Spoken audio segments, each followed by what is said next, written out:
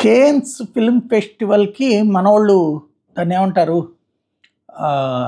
Exhibition అదే మన ramp షోలు, వాక్ షోలకి వీటికి వెళ్తుంటారు.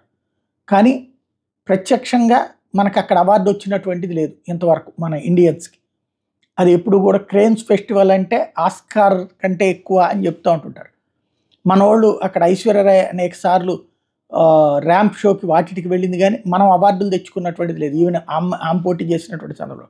కానీ మొట్టమొదటిసారిగా ఒక కీలకమైనటువంటి ఇది చెప్పాలన్నమాట. తాజాగా ఒక భారతీయురాలికి ఈ అవార్డు దక్కింది, అది స్పెషల్. అది దక్కిన ఆవిడ పేరు అనసూయ. అయితే మన జబర్దస్త్ అనసూయ గారు కాదు, రంగమ్మత్త అనసూయ గారు కాదు, ఆవిడ పేరు అనసూయ సేన్ గుప్తా. అంటే పశ్చిమ బెంగాల్ ఆవిడ అనమాట. ముంబై కోల్కత్తా అది. ముంబైలో ప్రొడక్షన్ డిజైనర్గా ఉంది, ఇప్పుడు గోవాలో ఉంటుంది. ది షేమ్లెస్ అనే సినిమాలో రేణుక అనే పాత్రలో నటించింది ఆవిడ. ఆమెకి అన్సర్టన్ రిగార్డ్ అనే కేటగిరీలో కేన్స్ అవార్డు దక్కింది.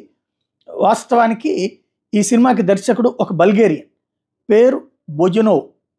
ఈ ఇద్దరు ఫేస్బుక్ ఫ్రెండ్స్.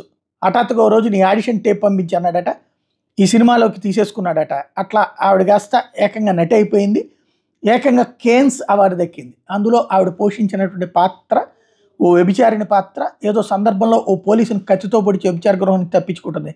ఇక్కడ ఆ సినిమా కథ జోలికే అనవసరం. కానీ ఓవరాల్గా చూసుకుంటే కేన్స్లో ఒక భారతీయురాలకి అవార్డు దక్కడం అన్నటువంటిది, అది కూడా ఏమాత్రం ప్రచారంలో లేని, అనేక ప్రచారంలో ఉన్నటువంటి సినిమాలకి దిక్కులేని టైంలో ప్రచారంలో లేనటువంటి సినిమాకి ఈ అవార్డు దక్కడం అన్నటువంటిది స్పెషల్.